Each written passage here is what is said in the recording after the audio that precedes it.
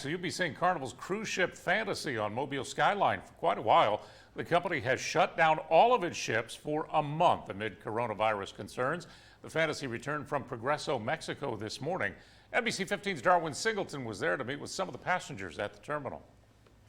Keith Williamson and his son Jonathan are back in Mobile from their cruise to Progreso, Mexico. That's where they picked up a hammock as a souvenir. It's a promise of some backyard relaxation during a very tense time.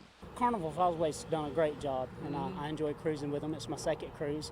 But this week's cruise aboard the Fantasy is the last for at least a month due to concerns about the coronavirus. Those who left the ship and talked with us walked away with two big impressions. One is there were fewer people on board this time.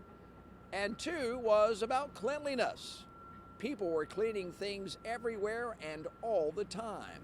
Jennifer CARRUTH and crew are from Missouri. She noticed crews cleaning handrails, windows, buffet lines.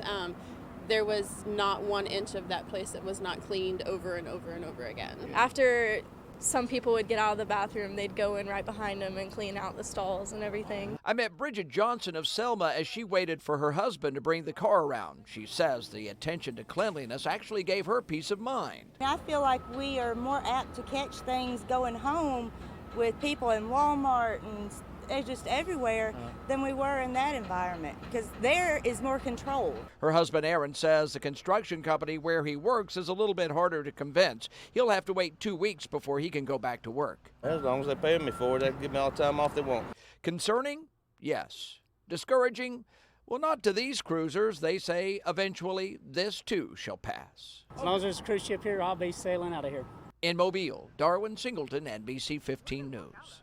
Carnival tells NBC 15 News the crew of the Fantasy will remain on board while the ship waits this out in Mobile.